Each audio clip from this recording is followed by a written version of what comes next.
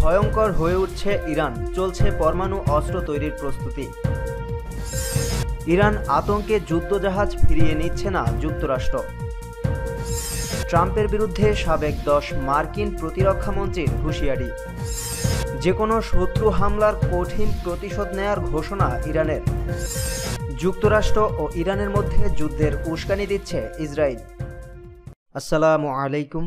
আমাদের হাতে থাকা সবশেষ বিশ্ব সংবাদে আপনাদের সবাইকে স্বাগত জানাচ্ছি। আমি মনিরুজ্জামান। এতক্ষণ শুনছিলেন সংবাদ শিরোনাম, এবারে থাকছে বিস্তারিত। ভয়ঙ্কর হয়ে উঠছে ইরান, চলছে পরমাণু অস্ত্র তৈরির প্রস্তুতি। সামরিক শক্তিতে ক্রমশই ভয়ঙ্কর হয়ে উঠছে ইরান। সম্প্রতি ইউরেনিয়াম সমৃদ্ধকরণ 20% পর্যন্ত বাড়ানোর ঘোষণা দিয়েছে দেশটি। সমৃদ্ধকরণের এই মাত্রা পরমাণু অস্ত্র তৈরির ধাপ থেকে মাত্র এক কদম দূরে। আন্তর্জাতিক আণবিক শক্তি সংস্থা IAEA ইরানের এই ঘোষণার বিষয়টি নিশ্চিত করে জানিয়েছে দেশটির ফর্দো পরমাণু কেন্দ্রে এই সমৃদ্ধকরণ শুরু হবে। অবশ্য কবে থেকে এটি শুরু হবে তা জানায়নি ইরান। উল্লেখ্য, 2015 সালের পরমাণু সমঝোতা থেকে যুক্তরাষ্ট্রকে বের করে নিয়েছেন বিদায়ী প্রেসিডেন্ট ডোনাল্ড ট্রাম্প। এরপরই তেহরানের ওপর নিষেধাজ্ঞা আরোপ করে ওয়াশিংটন। এর পরিপ্রেক্ষিতে 2019 সালে চুক্তি ভঙ্গ শুরু করে ইরান।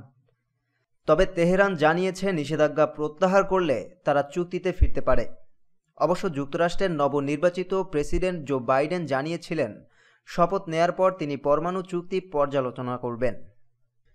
এদিকে ইরান আতঙ্কে যুদ্ধজাহাজ ফিরিয়ে নিচ্ছে না যুক্তরাষ্ট্র। পারস্য উপসাগর থেকে মার্কিন বিমানবাহী রণতরী USS নিমিটসকে ফিরিয়ে নেওয়া হচ্ছে না। রণতরীটি দেশে ফিরিয়ে নেওয়ার সিদ্ধান্ত পরিবর্তন করেছে ট্রাম্প প্রশাসন। ইরানের সাম্প্রতিক হুমকি মোকাবেলায় এটি আগের অবস্থানেই থাকবে বলে রোববার মার্কিন প্রতিরক্ষা দপ্তর পেন্টাগনের এক বিবৃতিতে জানানো হয়েছে। প্রতিরক্ষা মন্ত্রী ক্রিস্টোফার সি মিলারের নতুন বিবৃতিতে বলা হয়, প্রেসিডেন্ট ট্রাম্প এবং মার্কিন কর্মকর্তাদের বিরুদ্ধে ইরানের সাম্প্রতিক হুমকির ফলে রণতরীটি আগের জায়গাতেই রাখার ব্যাপারে নতুন নির্দেশনা দেওয়া হয়েছে। গত 31শে ডিসেম্বর এক বিবৃতিতে এটিকে দেশে ফেরানোর নির্দেশ দিয়েছিলেন মার্কিন প্রতিরক্ষামন্ত্রী। গত 18ই সেপ্টেম্বর মার্কিন বিমানবাহী রণতরী USS নিমিটসের নেতৃত্বে মার্কিন নৌবহরটি পারস্য উপসাগরে প্রবেশ করে। প্রথম থেকেই মার্কিন নৌবহরের সার্বিক তৎপরতা পর্যবেক্ষণ করেছে ইরানের ড্রোনবহর। এদিকে ট্রাম্পের বিরুদ্ধে সাবেক 10 মার্কিন প্রতিরক্ষা মন্ত্রীর হুঁশিয়ারি। নির্বাচনে জালিয়াতির দাবি প্রমাণে সামরিক বাহিনীকে ব্যবহার করলে তার পরিণাম ভয়াবহ হবে বলে মার্কিন প্রেসিডেন্ট ডোনাল্ড ট্রাম্পকে হুঁশিয়ারি করে দিয়েছেন যুক্তরাষ্ট্রের সাবেক 10 প্রতিরক্ষামন্ত্রী। এই পদক্ষেপকে বেআইনি উল্লেখ করে তারা বলেন, এর ফলে যুক্তরাষ্ট্র অসাংবিধানিক ভূখণ্ডে পরিণত হবে। ডেমোক্রেটিক ও রিপাবলিক উভয় দলের 10 সদস্যের স্বাক্ষরিত নিবন্ধটি সম্প্রতি ওয়াশিংটন পোস্টে প্রকাশিত হয়েছে। আগামী 20শে জানুয়ারি ক্ষমতা হস্তান্তরের ব্যাপারে ট্রাম্পের সাংবিধানিক দায়িত্ব নিয়ে নিবন্ধে প্রশ্ন তুলছেন তারা। ট্রাম্পের নাম উল্লেখ না করে তারা বলেন, ফল নিয়ে প্রশ্ন তোলার সময় শেষ। সংবিধান অনুযায়ী নিয়ম মাফিকভাবে ইলেকটোরাল কলেজের ভোট গণনার সময় এসেছে। নির্বাচনের ফলাফল পরবর্তীতে কোনো সামরিক সম্পৃক্ততার বিষয়ে সতর্ক করে দিয়ে তারা বলেন, নির্বাচনের বিতর্ক নিষ্পত্তিতে মার্কিন সামরিক বাহিনীর ব্যবহার আমাদের ভয়াবহ, বেআইনি ও অসাংবিধানিক ভূখণ্ডের দিকে নিয়ে যাবে। তারা আরও বলেন, আমাদের প্রজাতন্ত্রের মারাত্মক পরিণতি ডেকে আনার দায়ে সামরিক ও বেসামরিক কর্মকর্তারা যারা এই পদক্ষেপ নেবেন তাদের জবাবদিহি করতে হবে। এটি ফৌজদারি অপরাধ হিসেবে অন্তর্ভুক্ত হবে। উল্লেখ্য, যৌথ বাহিনীর প্রধান জেনারেল মার্ক মিলে সহ যুক্তরাষ্ট্রের একাধিক জ্যেষ্ঠ সামরিক কর্মকর্তা সাম্প্রতিক কয়েক সপ্তাহে প্রকাশ্যে বলেছেন যে নির্বাচনের ফলাফল নির্ধারণে সামরিক বাহিনীর কোনো ভূমিকা নেই। তারা আরও বলেছেন, সামরিক বাহিনীর আনুগত্য যুক্তরাষ্ট্রের সংবিধানের প্রতি কোনো রাজনৈতিক দলের নেতার প্রতি নয়। অভিষেকের দিনে নবনির্বাচিত প্রেসিডেন্ট জো বাইডেনের হাতে প্রতিরক্ষা বিভাগের দায়িত্ব তুলে দেওয়ার বাধা তৈরির ব্যাপারেও সাবেক প্রতিরক্ষামন্ত্রীরা সতর্ক করে দেন। দায়িত্ব হস্তান্তরে ট্রাম্প নিয়োজিত পেন্টাগনের কর্মকর্তারা বাধা তৈরি করছে বলে অভিযোগ করছিলেন বাইডেন। তারা বলেন, যুক্তরাষ্ট্রের জাতীয় নিরাপত্তা নীতির ব্যাপারে আন্তর্জাতিক অনিশ্চয়তার মধ্যে ক্ষমতা হস্তান্তর প্রায় হয়ে থাকে। এটি এমন এক সময়ের ভেতরে হতে পারে যখন প্রতিপক্ষ পরিস্থিতির সুযোগ কাজে লাগাতে চায়। এ মুহূর্তে ইরানের সঙ্গে উত্তেজনাময় সম্পর্ক চলছে যুক্তরাষ্ট্রের। ইরানি জেনারেল কাসেম সুলাইমানি হত্যার 1 বছর পূর্ণ হয়েছে। এদিন ইরান এই হত্যার প্রতিশোধ নেবে বলে প্রতিশ্রুতি ব্যক্ত করেছে। এদিকে মার্কিন কর্মকর্তারাও সম্প্রতি জানিয়েছেন ইরানের সম্ভাব্য আক্রমণের ব্যাপারে তারা সর্বোচ্চ সতর্ক অবস্থানে রয়েছেন। নিবন্ধে স্বাক্ষর করেছেন Dick Cheney, William Perry, Donald Rumsfeld, William Cohen, Robert Gates, Leon Panetta, Chuck হ্যাগেস, অ্যাশ কার্টার, জেমস ম্যাটিস ও মার্ক এসপার। এর মধ্যে জেমস ম্যাটিস ছিলেন ট্রাম্পের প্রথম প্রতিরক্ষামন্ত্রী। তিনি 2018 সালে পদত্যাগ করেন। ম্যাটিসের পদে দায়িত্ব গ্রহণ করেন মার্ক এসপার।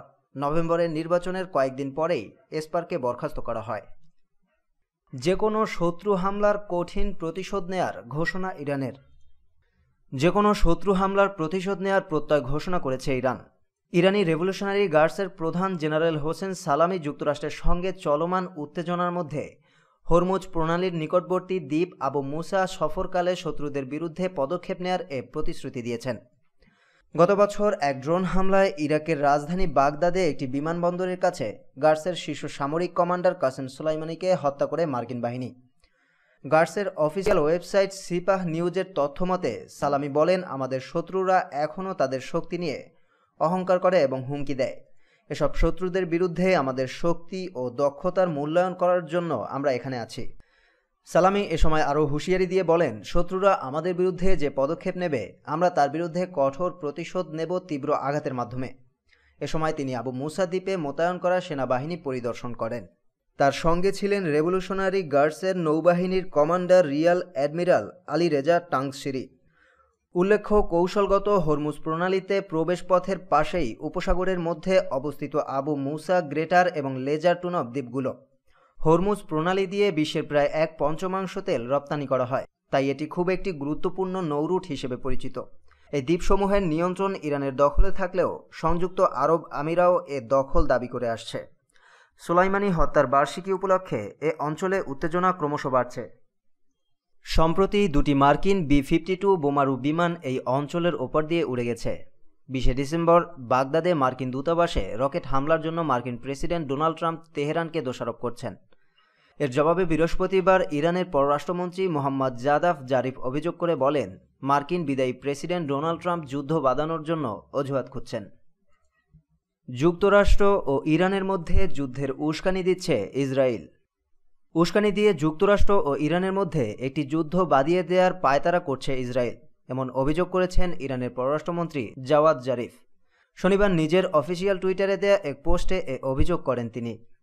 টুইটে জারিফ বলেন, ইরাক থেকে পাওয়া গোয়েন্দা তথ্যে জানা গেছে ইহুদিবাদী ইসরায়েল ইরাকে মার্কিন অবস্থানে এমনভাবে হামলা চালানোর ষড়যন্ত্র করছে যাতে তার দোষ ইরানের ঘাড়ে চাপিয়ে দিয়ে বিদায়ের ক্ষণে ট্রাম্পকে একটি বানোয়াট যুদ্ধে জড়ানো যায়।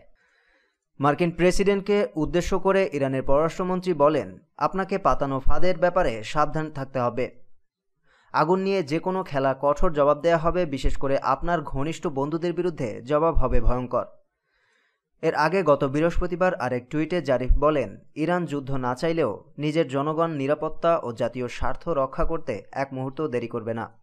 জারিফ বলেন, আমেরিকায় ব্যাপকভাবে ছড়িয়ে পড়া করোনা ভাইরাস মোকাবেলার পরিবর্তে ডোনাল্ড ট্রাম্প ও তার সঙ্গীরা শত শত কোটি ডলার খরচ করে মধ্যপ্রাচ্যে B-52 বোমারু বিমান ও সাবমেরিন পাঠিয়েছে।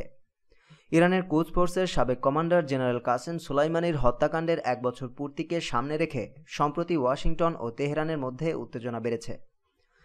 গত বুধবার পরমাণু অস্ত্র বহনে সক্ষম দুটি মার্কিন B-52 বোমারু বিমান যুক্তরাষ্ট্র থেকে উড়ে গিয়ে মধ্যপ্রাচ্যের আকাশে টহল দিয়েছে। টহল শেষে এটি আবার নিজ দেশে ফিরে গেছে। ওয়াশিংটন বলছে, ইরানকে সতর্ক করতেই তাদের এ পদক্ষেপ। গত সপ্তাহে পরমাণু শক্তিচালিত একটি মার্কিন সাবমেরিনও পারস্য উপসাগরে অনুপ্রবেশ করে। বিশ্ব সংবাদ এখনকার মতো শেষ হলো। নিয়মিত নিউজ আপডেট পেতে আমাদের চ্যানেলটি সাবস্ক্রাইব করে সাথেই থাকুন।